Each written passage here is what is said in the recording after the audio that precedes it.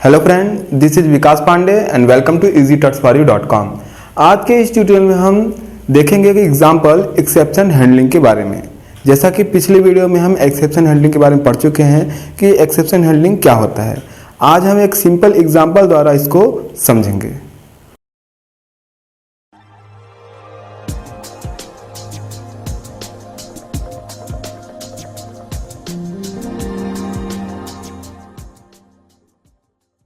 Start करते हैं। सबसे पहले हम ये देखते हैं कि जैसा कि हमने पिछली बार देखा, जब हम एक्सेप्शन हैंडलिंग की बात करते हैं तो हमारे पास दो ब्लॉक है।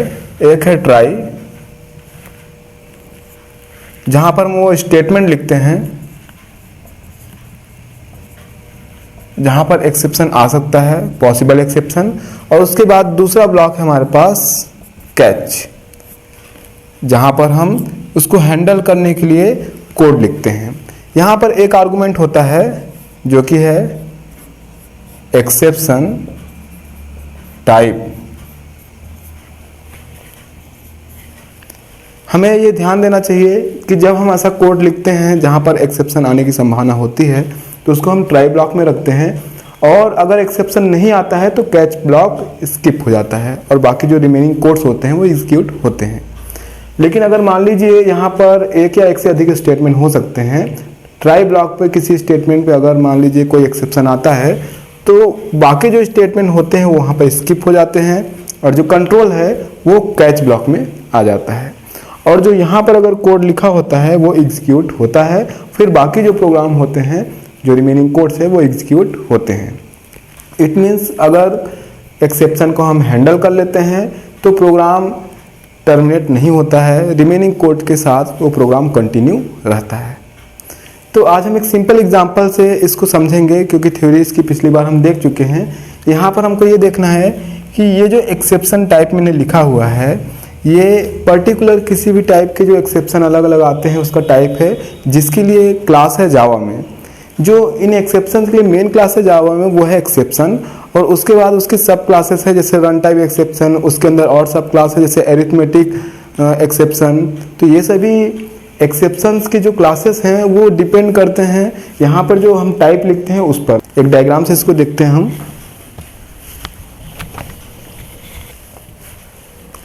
सबसे पहले जो क्लास है वो है java.lang, ये पैकेज है। इसके बाद क्लास है यहाँ पर ऑब्जेक्ट।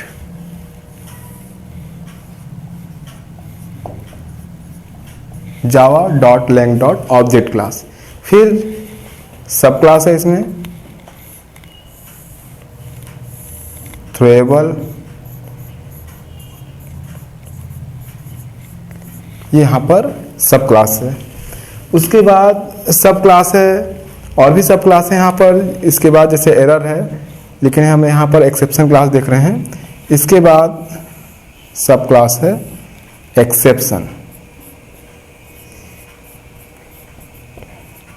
एक्सेप्शन, और उसके बाद यहाँ पर और भी सब क्लासेस हैं, जिसमें से एक है run time exception, run time exception, और यहाँ पर अदर एक्सेप्शन क्लासेस भी हैं। और उसके बाद और भी यहाँ पर एक्सेप्शन क्लासेस हैं जैसे एरिथमेटिक एक्सेप्शन और भी। तो ये जो डायग्राम है यहाँ पर हम ये देख रहे हैं कि जो एक्सेप्शन हम यहाँ पर प्रोग्राम में पढ़ेंगे एक्सेप्शन हैंडलिंग, यहाँ पर जो इसके लिए मेन क्लास है वो है एक्सेप्शन। इसके अंदर और भी सब क्लासेस हैं। तो जब हम प्रोग्राम लिखते हैं, कैच स्टेटमेंट लिखते हैं, तो वहाँ पर पर्टिकुलर एक सेंटेक्स में आर्गुमेंट है एक्सेप्शन टाइप, जहाँ पर आप एक्सेप्शन का टाइप लिखते हैं। अगर जो थ्रो किया गया एक्सेप्शन है उससे मैच करता है तो वो कैच होता है, अदरवाइज कैच नहीं होता है। तो उसको देखते हैं हम।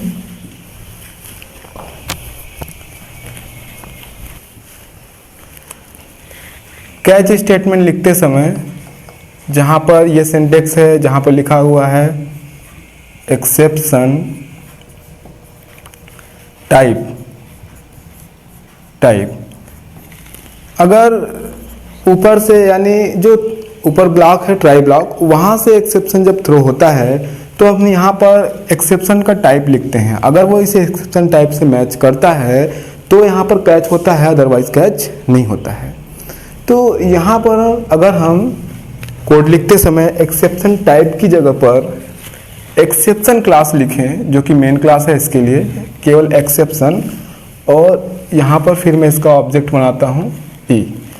तो अगर हम एक्सेप्शन क्लास का यूज़ करते हैं तो किसी भी प्रकार के एक्सेप्शन यहाँ पर कैच हो जाते हैं, चाहे वो एरिथमेटिक हो या फिर फाइल से रिलेटेड कोई एक्सेप्शन हो या फिर और भी एक्सेप्शन के टाइप हैं जैसे अरे इंडेक्स आउट ऑफ बाउंड, ये सब एक्सेप्शन हो, वो सभी यहाँ पर कैच हो जाते हैं क्योंकि यहाँ पर ये मेन क्लास है एक्सेप्शंस के लिए। लेकिन अगर हम पर्टिकुलर किसी एक्सेप्शन को हैंडल करना चाहते हैं, उसे कैच करना चाहते हैं, तो वहाँ पर जैसा कि मैंने अभी आपको बताया डायग्राम में, बहुत एक्सेप्शन के नीचे भी और भी इसके सब क्लासेस हैं जो एक्सेप्शन के टाइप के लिए हैं। तो वहाँ पर पर्टिकुलर उस एक्सेप्शन का टाइप हमको लिखना पड़ता है। जैसे मान लीजिए कि हम एक प्रोग्राम बना रहे हैं, वहाँ पर मैथ से रिलेटेड कोई एरर्स आ सकता है, जैसे डिवीजन बाय 0, तो वहाँ पर हम टाइप की जगह पर इस तरीके से लिखेंगे स्टेटमेंट को कैच, और यहाँ पर मैं लिखूंगा एरिथमेटिक एक्सेप्शन।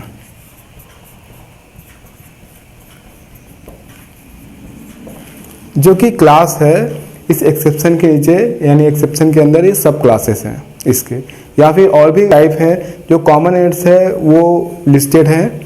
हम प्रोग्राम में देख सकते हैं जो कॉमन एरर्स होते हैं उनके लिए जो क्लासेस है या जो टाइप है उनको हमें याद रखना पड़ेगा कि उनके लिए यहाँ पर ये टाइप होता है अगर हम पर्टिकुलर उस एक्सेप्शन को हैंडल करना चाहते हैं तो, ताकि यहाँ पर एक्सेप्शन की जगह या एक्सेप्शन टाइप की जगह हम उसको लिख सके। तो ये अंतर है दोनों में कि अगर हम एक्सेप्शन क्लास यूज़ करते हैं या फिर पर्टिकुलर एक्सेप्शन का कोई टाइप यूज़ करते हैं तो उस एक्सेप्शन को हम हैंडल करेंगे। जैसे मान लीजिए कि फाइल नॉट फाउंड, हम किसी फाइल को सर्च करते हैं या फाइल के लिए ओपन करना चाहते हैं और नहीं मिलता, तो हम उसके लिए एक पर्टिकुलर मैसेज डिस्प्ले कराना चाहते हैं। तो यहाँ पे पर्टिकुलर उस एक्सेप्शन का टाइप हमको लिखना पड़ेगा फाइल नॉट फाउंड।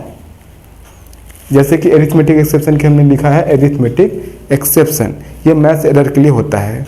इसी तरीके से मान लीजिए अरे का, हमारे पास एक अरे है और कोई एलिमेंट एक्सेस करना चाहते हैं, कोडिंग में हम गलत इंडेक्स यूज़ कर रहे हैं, तो इसके लिए एक्सेप्शन का टाइप होगा अरे इंडेक्स आउट ऑफ बाउंड।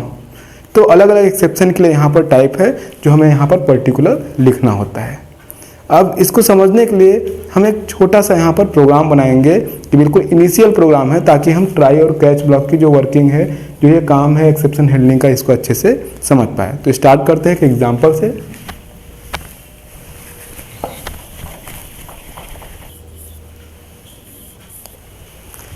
ये हमारा कोड है।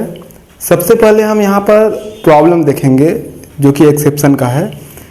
इन लाइंस को आप देखेंगे, सबसे पहले हमारे पास क्लास टेस्ट है और सिंपल हमने एक मेन मेथड लिखा हुआ है public static wide main string AR। यहाँ पर आप जो ये लाइंस है इसको ध्यान से देखेंगे, बहुत ही सिंपल लाइंस है। यहाँ पर हमने 3 वेरिएबल्स बनाए हैं A, B और C। A की वैल्यू यहाँ पर 20 है, B की वैल्यू 10 और C की वैल्यू भी यहाँ पर 10 है। ये हमने एक ही लाइन पर लिख दिया है। उसके बाद हमारे पास 2 वेरिएबल और हमने बनाए हैं बाद में, x और y। सेकेंड लाइन देखेंगे सबसे पहले, यहाँ पर हमने लिखा है इंट x इज इक्वल, एक फॉर्मूला लिखा हुआ है सिंपल सा, हमने स्टेटमेंट लिखा हुआ है एक सिंपल सा, a डिवीजन a डिवाइडेड, उसके बाद b माइनस c, जिसको हमने इस तरीके से ब्रैकेट्स में बंद किया हुआ है। तो अब यहाँ पर आप देखेंगे जब वैल्यू पुट करेंगे, यहाँ पर इसका एक्सप्लेनेशन यहाँ पर देखते हैं। इस स्टेटमेंट का जो आउटपुट होगा, a की वैल्यू रखते हैं वो होगा 20। फिर यहाँ पर इसको डिवाइड करेंगे तो हमने लिखा हुआ है b माइनस सी, तो यहाँ पर सबसे पहले ये कैलकुलेट होगा b माइनस सी, जो आंसर आएगा फिर यहाँ पर जो आगे a डिवाइडेड बाय, फिर जो आंसर आएगा उससे उसको डिवाइड होगा वो। तो यहाँ पर देखेंगे a की वैल्यू 20 है, b की वैल्यू 10 है और माइनस सी की वैल्यू फिर यहाँ पर 10 है। तो इस तरीके से पहले यहाँ पर ये कैलकुलेट होगा, तो 10 माइनस 10 इसका आंसर होगा 0। तो जो फाइनल होगा कि 20 का डिवीजन किससे किया जाए, जो फाइनल होगा वो होगा 20 डिवाइडेड बाय 0। तो यहाँ पर ये एरिथमेटिक एक्सेप्शन है, क्योंकि डिवीज़न बाय 0 एक एक्सेप्शन है। जैसे ही इस स्टेटमेंट में एक्सेप्शन आएगा तो प्रोग्राम आपको एक मैसेज शो करेगा, उसके बाद ये टर्मिनेट हो जाएगा। ऐसा इसलिए क्योंकि एक्सेप्शन आते ही ये प्रोग्राम सक्सेसफुली कंपाइल होगा, इसमें किसी प्रकार का सिंटेक्स एरर नहीं है। आप इसे कंपाइल करेंगे, इसकी डॉट क्लास फाइल बनेगी और कोई एरर नहीं आएगा। ये एरर तब जनरेट करेगा जब आप इसे रन कराएंगे, क्योंकि रन टाइम पर लिखने में तो कोई भी सिंटेक्स इसमें गलत नहीं है, लेकिन रन टाइम पे जब ये कैलकुलेट होगा यहाँ पर और इस तरीके से डिवीजन बाय 0 ये जब एक्सेप्शन बनेगा तो इंटरप्रेटर के द्वारा यहाँ पर एक एक्सेप्शन ऑब्जेक्ट बनेगा और थ्रो होगा। और जब ये थ्रो होगा तो हैंडल यहाँ पर करने के लिए कोई स्टेटमेंट नहीं है, जिसके कारण ये प्रोग्राम टर्मिनेट हो जाएगा। तो आगे के जो कोड है वो सही है, लेकिन वो एग्जीक्यूट नहीं हो पाएंगे। आगे कोड देखिए, system.out.println हमने x की वैल्यू प्रिंट कराई। सेकेंड में देखिए यहाँ पर लिखा हुआ int y is equal a divided by b plus c। अगर हम उसको डिवाइड करें b प्लस c को, तो यहाँ पर देखिए क्या होगा, y इज इक्वल a की वैल्यू 20 है और b प्लस c, तो b की वैल्यू और c की वैल्यू वहाँ पर रख के देखते हैं। b की वैल्यू और c की वैल्यू 10 और 10 है, जो कि 20 होगा। तो यहाँ पर जो कैलकुलेशन होगा 20 डिवाइडेड बाय 20। तो जो फाइनल होगा ये होगा y is equal 20 divided by 20, इसका आंसर होगा 1। तो ये स्टेटमेंट सही है, इसमें किसी प्रकार का एक्सेप्शन नहीं है। लास्ट में हमने system.out.println y की वैल्यू डिस्प्ले कराई है स्क्रीन पर, लेकिन चूंकि एक्सेप्शन यहाँ पर इस लाइन पे आ रहा है, जो कि ये है, यहाँ पर ये लाइन है, यहाँ पर एक्सेप्शन आ रहा है, जिसके कारण एक्सेप्शन ऑब्जेक्ट थ्रो होगा और हैंडल न किए जाने के कारण ये टर्मिनेट हो जाएगा। तो सिंपल सी बात है, यहाँ पर हम एक्सेप्शन हैंडलिंग यूज़ करेंगे इसको हैंडल करने के लिए। यहाँ पर जो मैसेज आएगा वो आएगा अरिथमेटिक एक्सेप्शन डिवीजन बाय 0। ये आपको एक एरर मैसेज आएगा, प्रोग्राम टर्मिनेट हो जाएगा। अब यहाँ पर इसको हैंडल करने के लिए हमारे पास ब्लॉक है ट्राई और कैच, और हमें पता है कि यहाँ पर हमने मैथमेटिक्स के लिए या एक यहाँ पर कैलकुलेशन लिखा हुआ है, तो जो एरर यहाँ पे जनरेट हो सकता है, जैसे मान लीजिए अगर ये हमने जो भी लिखा हुआ सिंटेक्स या जो भी यहाँ पर कैलकुलेशन लिखा है, अगर यहाँ पर यूज़र से हम एंटर कराते हैं नंबर a और b और c के लिए, तो किसी समय पे यूज़र द्वारा एंटर किए गए ऐसे नंबर के लिए भी यहाँ पर अरिथमेटिक एक्सेप्शन आ सकता है। मीन्स हर बार इसमें एक्सेप्शन है ऐसा ज़रूरी नहीं है, लेकिन अगर ये यहाँ पर a और b और c की वैल्यू यूज़र एंटर कराता और सपोज ऐसी एंट्री वहाँ पर हो जाती तो ये आ सकता है। इसलिए इस स्टेटमेंट को हम ट्राई ब्लॉक के अंदर रखेंगे जहाँ पर एक्सेप्शन आ सकता है। यहाँ पर मैंने डायरेक्ट वैल्यू लेके आपको ये प्रोग्राम समझाया है, अगर यूज़र से लेंगे तो भी एक्सेप्शन आ सकता है। यहाँ पर मैंने डायरेक्ट वैल्यू लेकर आपको समझाने की कोशिश की है कि इस तरीके से यूज़र अगर एंट्री करता है a और b और c में, तो इस स्टेटमेंट में ये संभावना है कि अरिथमेटिक एक्सेप्शन आ सकता है। तो अब इसको हम ट्राई और कैच ब्लॉक में रखेंगे और देखेंगे कि अगर ट्राई और कैच ब्लॉक में रखते हैं फिर इसका आउटपुट क्या होता है। तो आप जब कंप्यूटर पर रन कराएंगे तो ये दोनों तरीके से रन कराकर देखेंगे। तो अब जिन स्टेटमेंट में ये एरर आने की संभावना है या एक्सेप्शन आ सकता है, उसको हम ट्राई कैच ब्लॉक में अंदर रखते हैं। तो इस तरीके से लिखेंगे स्टेटमेंट।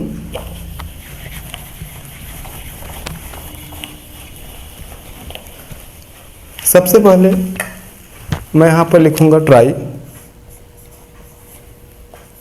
और इसके अंदर उन स्टेटमेंट को लिखूंगा जिसमें एक्सेप्शन आने की संभावना है। तो int x is equal a divided by b minus c, और यहाँ पर इसका आउटपुट प्रिंट करा लेते हैं। सिस्टम डॉट आउट डॉट, जो 2 लाइंस थी उसके लिए उसको हम यहाँ पर लिख रहे हैं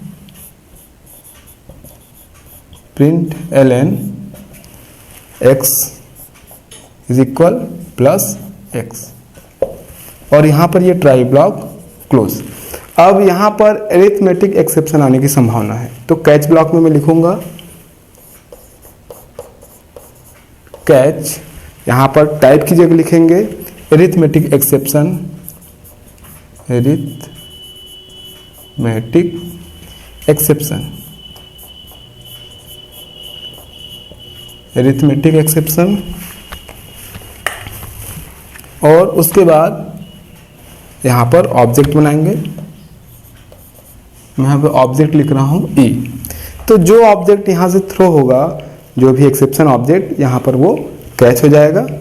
उसके बाद उन स्टेटमेंट को हम यहाँ पर लिखेंगे जो हम डिस्प्ले कराना चाहते हैं ऐसा एक्सेप्शन आने पर। तो मैं यहाँ पर एक मैसेज डिस्प्ले करा रहा हूँ, सिस्टम डॉट आउट डॉट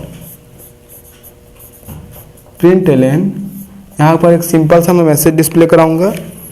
ये एक्सेप्शन आएगा तो ये मैसेज डिस्प्ले होगा, डिवीजन बाय 0।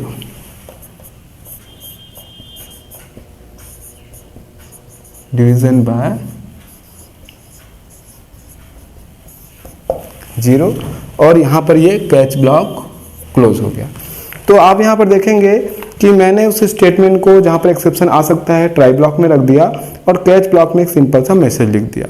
अब अगर यहाँ कोई मैसेज नहीं लिखते या हैंडल करने के लिए कोई स्टेटमेंट नहीं लिखते तो वो केवल कैच हो जाएगा और उसके लिए कोई मैसेज डिस्प्ले नहीं होगा या फिर कोई लाइन्स नहीं हमारे पास, तो फिर बाकी जो रिमेनिंग कोड है उसके साथ वो कंटिन्यू रहेगा।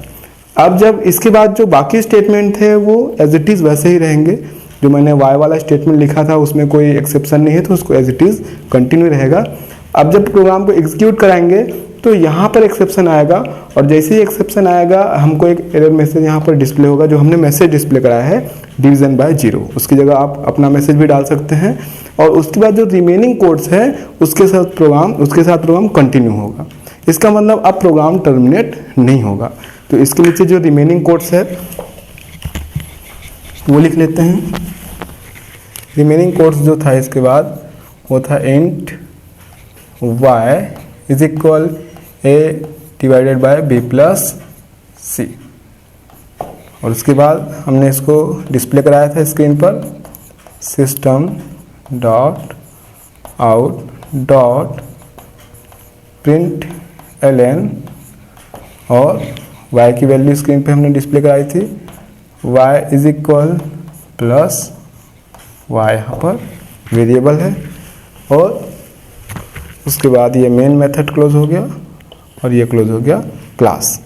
जब हम इस प्रोग्राम को एग्जीक्यूट कराते हैं तो इसका आउटपुट कुछ इस तरीके से होगा, क्योंकि इसमें एक्सेप्शन आएगा शुरू वाली लाइन में, फिर वो वहाँ से थ्रो होगा और कैच द्वारा कैच किया जाएगा अरिथमेटिक एक्सेप्शन और मैसेज डिस्प्ले होगा डिवीजन बाय 0। और उसके बाद जो रिमेनिंग कोड्स है वो एग्जीक्यूट होगा। तो यहाँ पे जो इसका आउटपुट होगा स्क्रीन पर इस तरीके से आएगा, y इज इक्वल 1। मतलब अब जो प्रोग्राम है वो टर्मिनेट नहीं होगा क्योंकि यहाँ पर हमने एक्सेप्शन को हैंडल किया है। तो ये सिंपल सा एग्जांपल है एक्सेप्शन हैंडलिंग का। अब इसको हम रन करके देखेंगे कंप्यूटर पर, ये किस तरीके से इसको हम कंप्यूटर पर टेस्ट कर सकते हैं, कैसे ये प्रोग्राम एक्सेप्शन हैंडलिंग के कंप्यूटर पर हम रन करा के देख सकते हैं।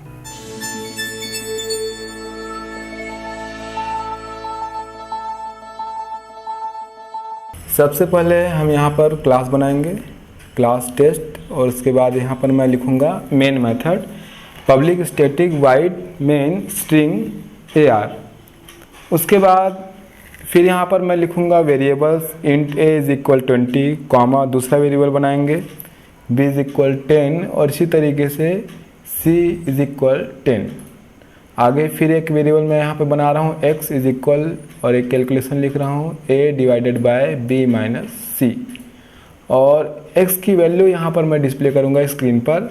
उसके लिए स्टेटमेंट्स हैं system dot out dot println, message होगा x इज इक्वल और यहाँ पर वेरिएबल है प्लस x और फिर एक कैलकुलेशन यहाँ पे लिखते हैं। वेरिएबल में यहाँ पे बना रहा हूँ int y is equal a divided by b plus c और पिछली बार की तरह यहाँ भी मैं स्क्रीन पर y की जो वैल्यू है वो डिस्प्ले कराऊंगा। तो यहाँ पर system dot out dot println y is equal variable plus y। अब यहाँ पर मेन मेथड क्लोज करूँगा और उसके बाद क्लास क्लोज। यहाँ पर ये जो लाइंस है यहाँ पर ध्यान देंगे, इसका कैलकुलेशन इस तरीके से है x is equal 20 divided by 10 minus 10 जो कि x is equal 20 divided by 0 जो कि डिवीजन बाय 0 एरिथमेटिक एक्सेप्शन है। अब इसको सेव करेंगे Ctrl+S से। मैं यहाँ पर जावा फोल्डर में सेव कर रहा हूँ प्रोग्राम test.java नाम से। अब डॉस प्रॉम्प्ट पर हम इस प्रोग्राम को कंपाइल करेंगे और रन कराएंगे। तो जहाँ पर मैंने रखा हुआ है प्रोग्राम वहाँ जाते हैं, फिर कंपाइल करेंगे जावाc test.java। उसके बाद ये सक्सेसफुली कंपाइल होगा। जब हम इसे रन कराएंगे जावा स्पेस टेस्ट, तो यहाँ पर ये हमको मैसेज मिलेगा जो कि है java.lang.arithmetic_exception division by 0। अब फिर से कोड में जाते हैं जहाँ पर हम ट्राई कैच ब्लॉक का यूज़ करेंगे और हैंडल करेंगे। ये जो दो स्टेटमेंट है इसको मैं ट्राई ब्लॉक में रखूँगा। तो कोड लिखते हैं ट्राई और यहाँ पर कर्ली ब्रेसेस ओपन, ये दो लाइन को हम यहाँ पर क्लोज करेंगे। उसके बाद मैं लिखूँगा कैच ब्लॉक कैच, और चूँकि हमने अभी देखा मैसेज में एक्सेप्शन का जो टाइप है वो एरिथमेटिक एक्सेप्शन है, तो यहाँ पर मैं टाइप में लिखूँगा एरिथमेटिक एक्सेप्शन। मैंने ऑब्जेक्ट बनाया ई, इसके अंदर मैं ये मैसेज डिस्प्ले कर रहा हूँ। अगर यहाँ पर ये एक्सेप्शन कैच होता है तो यहाँ पर स्क्रीन पर एक मैसेज डिस्प्ले होगा जो कि मैं लिख रहा हूँ डिवीज़न बाय 0, और यहाँ पर कैच ब्लॉक क्लोज करते हैं। यहाँ पर ये जो स्टेटमेंट दिखाई दे रहा है, जब यहाँ पर एक्सेप्शन आएगा तो यहाँ से थ्रो होगा, और कैच में एरिथमेटिक एक्सेप्शन इसके टाइप से मैच करेगा तो यहाँ पर ये कैच हो जाएगा। बाकी जो कोड है वो कंटिन्यू रहेंगे। यहाँ पर ये जो कोड है इसका कैलकुलेशन आप स्क्रीन पर इस प्रकार से होगा, देख रहे हैं y = 20 डिवाइडेड बाय 20। तो नेक्स्ट लाइन में जो y का आउटपुट होगा है जो इस लाइन का y = 1। अब फिर से प्रोग्राम को हम सेव करते हैं दोबारा, और उसके बाद फिर से एक बार कंपाइल करेंगे और रन कराएंगे। कंपाइल करते हैं, जैसा कि पिछली बार सक्सेसफुली कंपाइल हुआ था, अभी भी सक्सेसफुली कंपाइल होगा। और इस बार चूँकि हमने एक्सेप्शन को हैंडल किया है इसलिए प्रोग्राम सक्सेसफुली रन भी होगा। यहाँ पर आउटपुट में आप देखेंगे डिवीज़न बाय 0 जो हमने कैच में स्टेटमेंट लिखा है वो है, और आगे के जो कोड है वहाँ पर y = 1 वैल्यू जो डिस्प्ले हो रही है। तो आज हमने एक्सेप्शन हैंडलिंग का एक सिंपल सा एग्जांपल देखा। आगे हम इस तरीके से और भी प्रोग्राम देखेंगे। इसी तरीके से आप हमारे साथ बने रहिए, और अदर ट्यूटोरियल्स के लिए हमारी वेबसाइट easytutsforyu.com पे आप लॉगिन कर सकते हैं। तब तक के लिए बाय।